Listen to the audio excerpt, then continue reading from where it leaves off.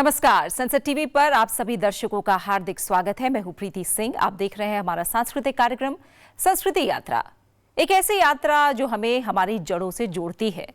आज हम आपको लेकर चल रहे हैं एक ऐसे नगर की ओर जिसे मोक्ष का द्वार कहा जाता है, एक ऐसा स्थान जहां जीवन के समान ही मृत्यु भी उत्सव है।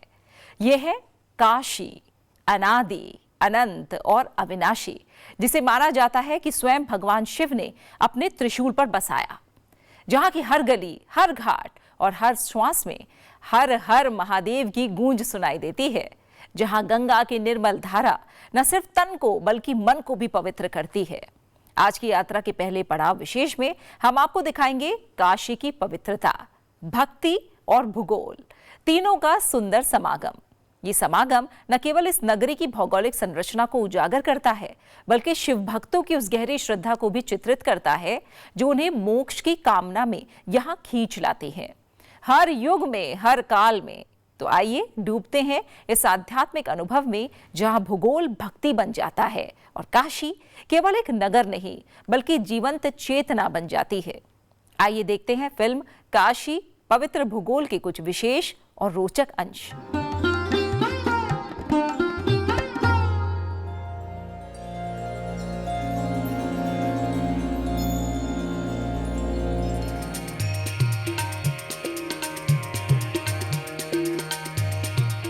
ढूंढने निकले तो कहाँ है पवित्र भूगोल? पवित्र भूगोल वही है जहाँ हम अपने आप को ढूंढ निकालें बार बार। इस कसौटी पर काशी अद्वितीय है, आत्म अनुसंधान का केंद्र, संत फकीरों की तपोभूमि, दिव्यता का रंगमंच और सानिध्य के लिए स्वयं शिव। शिव अनंत है और अंतः में है। एकाग्र होकर अंतः में झांकें तो शिव प्रस्तुत दिखेंगे काशी में। जहां शिव वहां उनका फैन क्लब। कहा जाए तो साधक और साध्य का यह मिलन ही काशी के पवित्र भूगोल को बनाता है। फिर चाहे वह भव्य मंदिरों में सजा हो, गली के शिवालयों में या फिर भक्त के भीतर। शिव के ये प्रारूप भक्तों के कर्म कांड में यहाँ प्रत्यक्ष दिखते हैं। साथ ही इसके पीछे अप्रत्यक्ष पवित्र ज्योमेट्री भी है, जिस पर काशी की बनावट आधारित है। ज्योमेट्री में 3 मूल आकार हैं: त्रिकोण, चौकोर और वृत्त। समस्त ब्रह्मांड इन्हीं 3 मूल आकारों का समीकरण है।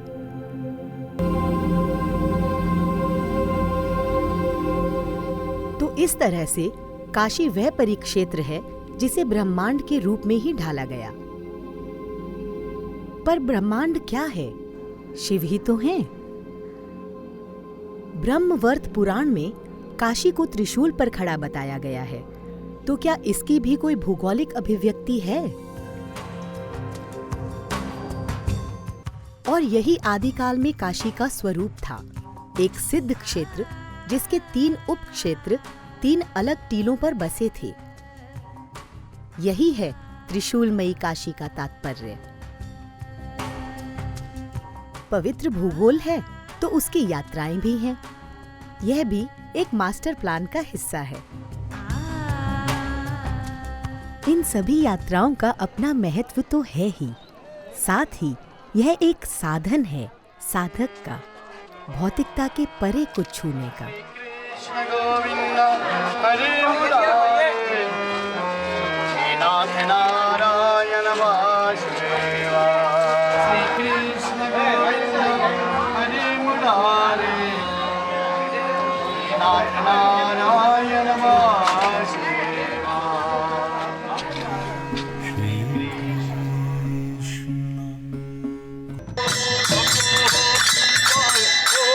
इस यंत्र रूपी काशी की ऊर्जा का नाद है शिव का महामंत्र, जिसका स्पंदन निरंतर होता रहता है। यहाँ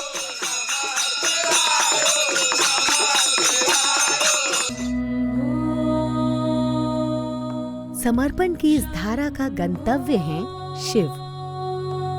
काशी एक महायंत्र है, साधक के लिए अपने साध्य तक पहुंचने का, दस्तक दें तो न जाने कितने ही द्वार खुलेंगे यहाँ देवत्व को पाने के।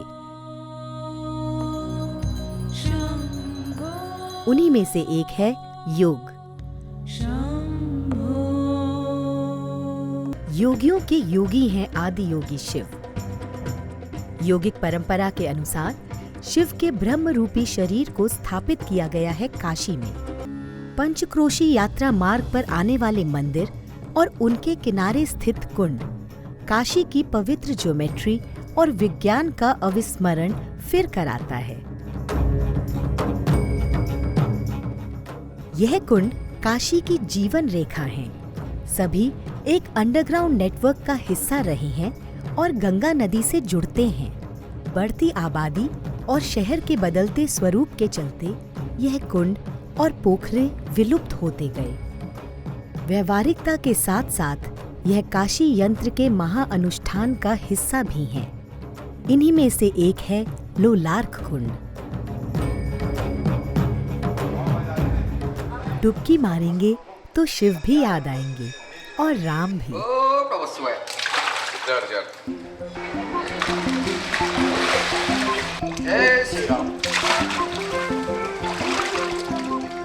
डुबकी मारने वालों में संतान के इच्छुक दंपत्ति भी हैं।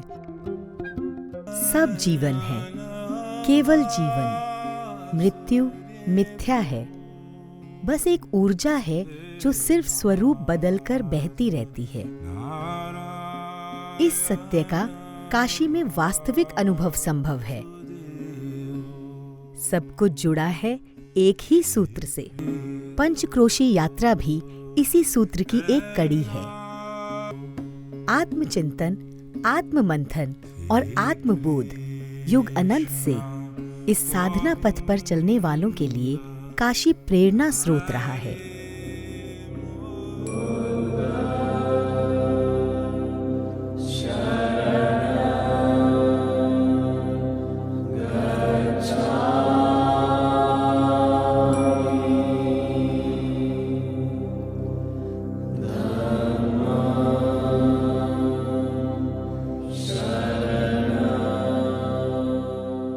भगवान बुद्ध की आंतरिक यात्रा का एक महत्वपूर्ण पड़ाव काशी में ही है।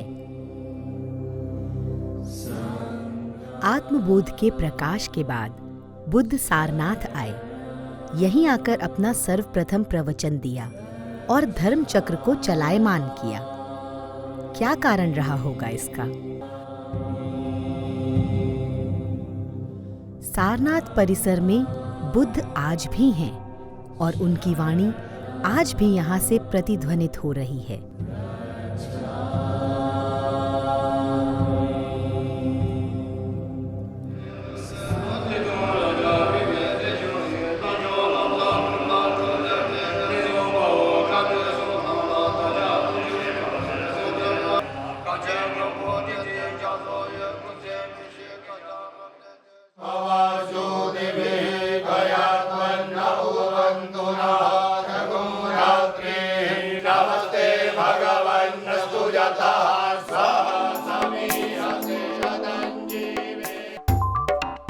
साधना पथ कठिन है।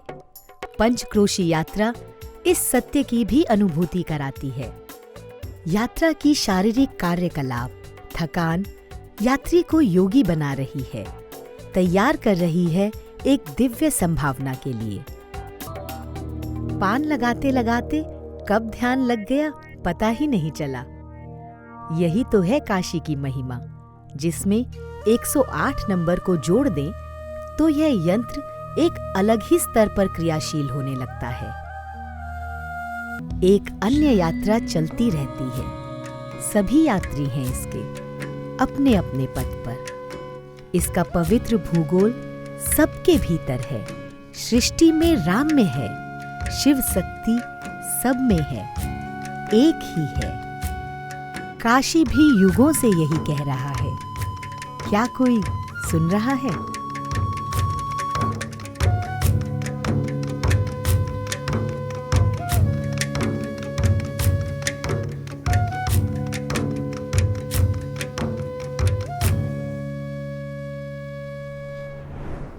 अभी आप देख रहे थे काशी की दिव्यता और उसके भूगोल से जुड़े आध्यात्मिक रहस्य।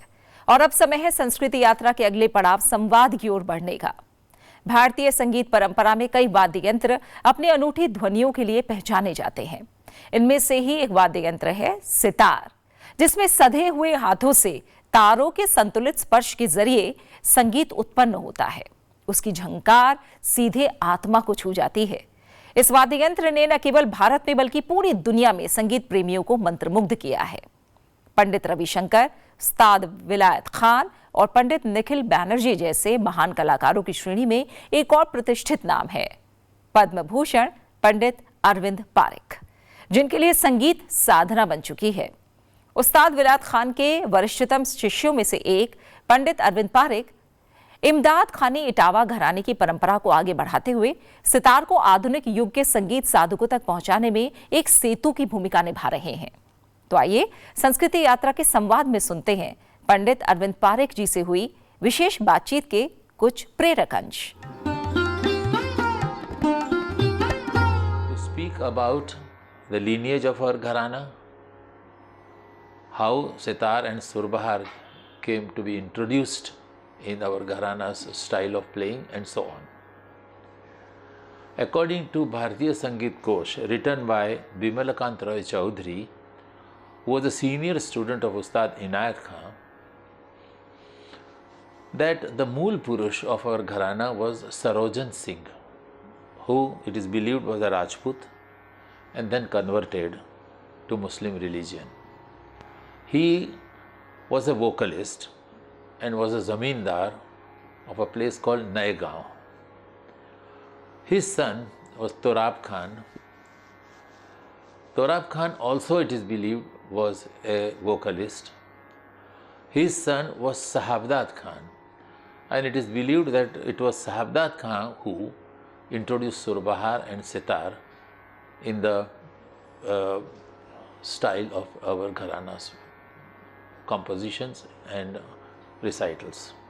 There is one theory that Sahabdat Khan invented surbahar, but I think that theory now gradually is taking place in believing that Sahabdat Khan was instrumental in improving surbahar, and apparently surbahar was invented by a great musician called Sajjad Hussain Khan. Sahabdat Khan's son was Imdad Khan, and our gharana is known as Imdad Khani Gharana, partially because Imdad Khan Sahab started, so to say, a completely new style of sitar playing and surbahar playing. In fact, in 1904, Imdad Khan Sahab has recorded his surbahar as well as sitar. Several records are available, and this shows that there was a new trend in sitar playing altogether.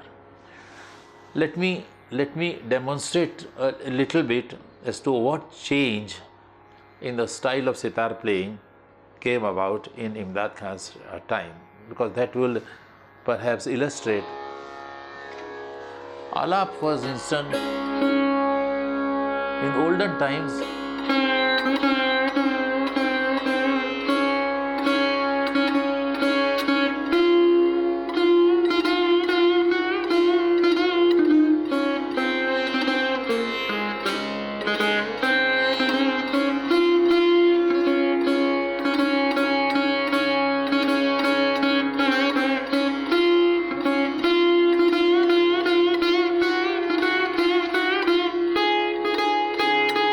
This was the style in Tant Ang Alap was based. Imdad Khan Sahab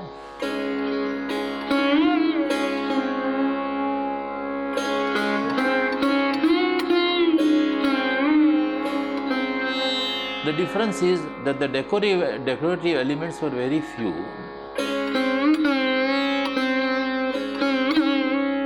This kind of decorative elements are not seen in Imdad Khan Sahab's playing. More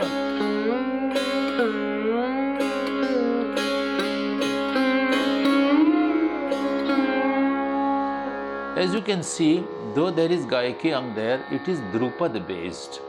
There are very little traces of the Khyal Ang in Imdad Khan Sahab's playing. In sitar, the records which we have got are only 78 RPM, 3 minutes and odd, and therefore we find that he has concentrated on his right hand. His right hand was extremely powerful, and therefore whatever we hear is in sitar is there is no alap. In Surbahar there is Jaunpuri, for instance, there is a beautiful alap of Jaunpuri. This was recorded in almost 108 years back in 1904, and I am told that there is the first instrumental music record available. Now, after Imdad Khan Sahab, Inayat Khan Sahab came. Now, Inayat Khan Sahab started again to develop further what Imdad Khan Sahab had started or established. Inayat Khan, it is believed, beautified the music, introduced a lot of emotions in music, and that's why he was called Bengal ka Jadugar. Bengal का जादूगर है, इतना beautiful था. It is said that his execution was so perfect, it so much melodious, so much सुर में था कि it is said that he used to play in Khamaj.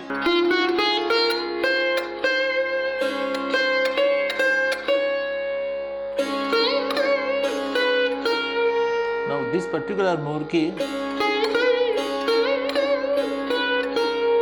it is said that when he would come here,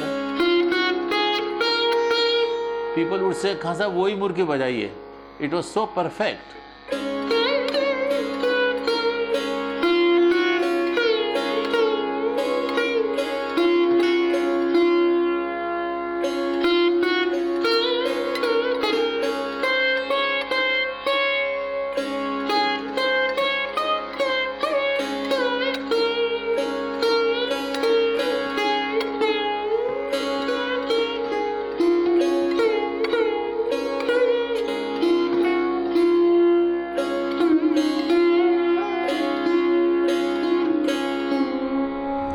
अभी आप सुन रहे थे प्रसिद्ध सितार वादक पद्म भूषण पंडित अरविंद पारेख से बातचीत.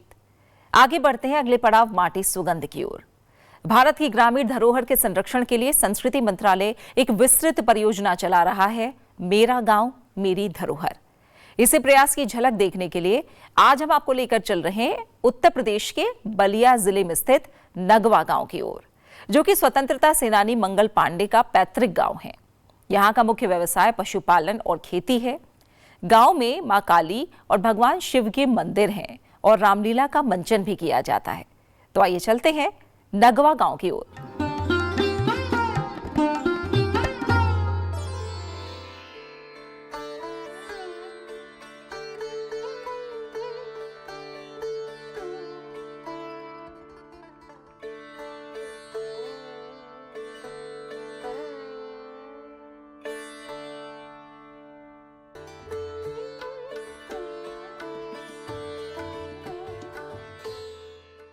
नगवा गांव स्वतंत्रता सेनानी मंगल पांडे का गांव कहा जाता है, क्योंकि यह भारत के प्रथम स्वतंत्रता सेनानी मंगल पांडे का जन्म स्थान है. गांव में कुल 1070 परिवार रहते हैं. गांव में सरकारी स्वास्थ्य और कल्याण सुविधाएं भी उपलब्ध हैं. नगवा और उसके आसपास बच्चों की शिक्षा के लिए अच्छे स्कूल और कॉलेज भी मौजूद हैं. बुनियादी सुविधाओं की बात करें तो पानी, बिजली, गैस की आपूर्ति और स्वच्छता सुविधाओं जैसी सभी सुविधाओं का गांव में बहुत अच्छी तरह से ध्यान रखा गया है. गांव के लगभग हर घर में निजी शौचालय है. खेती गांव में आय का मुख्य स्रोत है. गांव में मौजूद कृषि वस्तुओं में गेहूं, चावल, गन्ना और सरसों के बीज हैं. गांव में सरकारी योजनाओं का पूरा उपयोग किया गया है. यहाँ पर काली माता का मंदिर और महादेव का मंदिर भी है. गांव में त्योहारों के समय मेले लगते हैं, जिसमें अलग-अलग प्रकार के नाटक प्रस्तुत किए जाते हैं. गांव के स्थानीय लोग ही नाटक में हिस्सा लेते हैं. नगवा गांव शांत, सुंदर और गौरवमय प्रकृति को खुद में समाये हुए है. यहाँ जगह जगह पर बनी स्वतंत्रता सेनानियों और शहीदों की प्रतिमाएं देश प्रेम को दर्शाती हैं। तो ये थी आज की हमारी संस्कृति यात्रा। आशा है आपको पसंद आई होगी। इस कार्यक्रम को लेकर आपके सुझाव हमारे लिए बहुत महत्वपूर्ण हैं। अपने सुझाव हमें जरूर भेजें। हमारा ईमेल आईडी है sanskriti.ignca@gmail.com। आपसे फिर होगी मुलाकात संसद टीवी पर अगले हफ्ते आज ही के दिन इसी समय संस्कृति यात्रा के अगले एपिसोड में। तब तक के लिए नमस्कार और जाते जाते देखिए हाल ही में हुए कुछ सांस्कृतिक आयोजनों की झलकियां। इस बार स्वतंत्रता दिवस पर एक ऐतिहासिक कार्यक्रम की शुरुआत हुई। बेंगलुरु के सत्य साई ग्राम मुद्देनहल्ली में 100 दिवसीय वर्ल्ड कल्चरल फेस्टिवल का भव्य उद्घाटन आध्यात्मिक वातावरण और सांस्कृतिक रंगों के साथ हुआ। IGNCA और SSSUHE के सहयोग से आयोजित इस समारोह में सद्गुरु श्री मधुसूदन साई की गरिमामयी उपस्थिति रही। साथ ही देश की कई जानी मानी हस्तियों ने भी आयोजन की शोभा बढ़ाई। छात्रों और शिक्षकों ने वंदे मातरम बैले, संगीत और नृत्य के माध्यम से भारत माता का स्तुति गान किया। इस 100 दिवसीय कल्चरल फेस्टिवल में न्यूजीलैंड की संस्कृति की झलक भी देखने को मिली। एक ओर जहां न्यूजीलैंड से आई डॉक्टर न्याशा गुम्बेजे ने लैंगिक समानता और नेतृत्व पर सारगर्भित वक्तव्य दिया, वहीं शाम को वैदिक मंत्रोच्चारण के साथ ही कल्चरल परफॉर्मेंस में न्यूजीलैंड का जोश से भरा विश्व प्रसिद्ध माओरी हाका दर्शकों का मुख्य आकर्षण रहा। इसके साथ ही कार्यक्रम में सद्गुरु श्री मधुसूदन साई जी ने अष्टावक्र गीता श्रृंखला को आगे बढ़ाया। नई दिल्ली में आयोजित एक कार्यक्रम में प्रसिद्ध शिक्षाविद और लेखक डॉक्टर विनोद कुमार तिवारी की संस्कृति त्रयी पुस्तकों का लोकार्पण और चर्चा सत्र का आयोजन हुआ।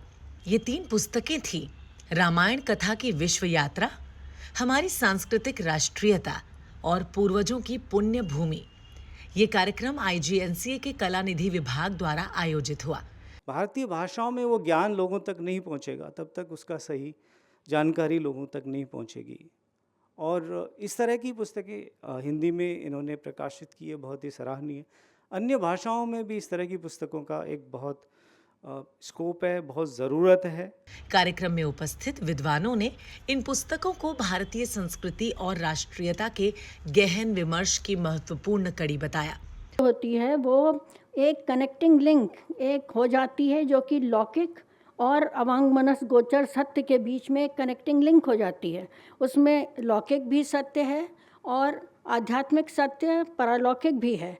पुस्तकों का प्रकाशन मोतीलाल बनारसी दास ने किया है। कार्यक्रम में मुख्य अतिथि के रूप में उपस्थित जूना अखाड़े के पीठाधीश्वर आचार्य महामंडलेश्वर स्वामी अवधेशानंद गिरी जी महाराज ने तीनों पुस्तकों की प्रस्तावना लिखी है। रामायण इतिहास है और भारत में इतिहास के लिए 2 ग्रंथ हैं, रामायण और महाभारत। ये ऐतिहासिक ग्रंथ हैं और इतिहास का अर्थ है जो सत्य है, जो घटित हुआ है। इस अवसर पर कार्यक्रम की अध्यक्षता IGNCA के अध्यक्ष पद्म भूषण राम बहादुर राय ने की। अब जैसे रामायण है, रामायण भारतीय संस्कृति का पासपोर्ट है।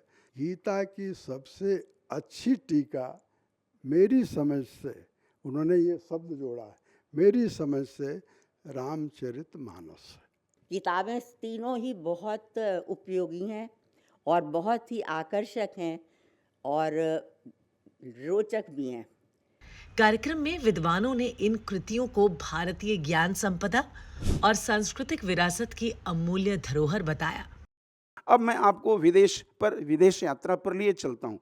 जैसे सूर्य की रश्मियाँ सूर्योदय के पश्चात संपूर्ण गगन में विस्तीर्ण हो जाती हैं, उसी तरह रामायण कथा संपूर्ण विश्व में व्याप्त हो गई। बंगलुरु में एक विशेष अवसर पर भारत के राष्ट्रीय डिजाइन संस्थान के निदेशक अशोक मंडल ने IGNCA के क्षेत्रीय केंद्र का आधिकारिक दौरा किया। इस दौरान उन्होंने केंद्र की गतिविधियों और समृद्ध सांस्कृतिक संग्रहों का अवलोकन किया। इस अवसर पर उन्होंने भविष्य में दोनों संस्थानों के बीच सहयोगात्मक कार्यक्रमों की संभावनाओं पर चर्चा की। ये संवाद कला और डिजाइन के क्षेत्र में नए अध्याय की शुरुआत का संकेत देता है। इंदिरा गांधी राष्ट्रीय कला केंद्र में दिल्ली विश्वविद्यालय के बौद्ध अध्ययन विभाग और हिंदू अध्ययन केंद्र के प्रतिनिधि मंडल का विशेष स्वागत किया गया। डॉक्टर प्रेरणा मल्होत्रा के नेतृत्व में आए इस समूह ने on the footsteps of Buddha नामक प्रदर्शनी का अवलोकन किया। कार्यक्रम की अध्यक्षता डॉक्टर धर्मचंद चौबे ने की और आईबीसी के महानिदेशक अभिजीत हल्दर ने मुख्य अतिथि के रूप में कार्यक्रम की शोभा बढ़ाई। इस अवसर पर भारत की बौद्ध विरासत को सम्मानित करते हुए हर घर तिरंगा अभियान का भी उत्सव मनाया गया। आईजीएनसी के क्षेत्रीय केंद्र पुडुचेरी ने पौंडीचेरी विश्वविद्यालय के संस्कृत विभाग के साथ मिलकर 18 अगस्त 2025 को प्रख्यात पुरातत्वविद और तमिल संस्कृत के विद्वान डॉक्टर आर नागस्वामी की स्मृति में द्वितीय स्मृति व्याख्यान का आयोजन किया। कार्यक्रम की शुरुआत संस्कृत विभागाध्यक्ष प्रोफेसर चक्रधर बेहरा और इतिहास विभागाध्यक्ष प्रोफेसर एन चंद्रमौली के स्वागत भाषण से हुई। इसके बाद डॉक्टर रामादेवी शेखर ने डॉक्टर नागस्वामी के जीवन पर प्रकाश डालते हुए उनकी विद्वत्ता के बारे में बताया। कार्यक्रम का मुख्य आकर्षण था प्रतिष्ठित विद्वान प्रोफेसर डोमिनिक गुडल का व्याख्यान, जिसका शीर्षक था प्रोफेसर नागस्वामी की खमेर और तमिल भाषी क्षेत्रों की तुलना पर कुछ विचार। इस सत्र का संचालन आईजीएनसीए के डीन अकादमिक प्रोफेसर प्रतापानंद झा ने किया। पौंडीचेरी विश्वविद्यालय के निदेशक प्रोफेसर के थरणी कुर्रासू, माननीय कुलपति प्रोफेसर पी प्रकाश बाबू की ओर से मुख्य अतिथि के रूप में उपस्थित रहे। कार्यक्रम के अंत में क्षेत्रीय निदेशक सुमित डे ने धन्यवाद किया।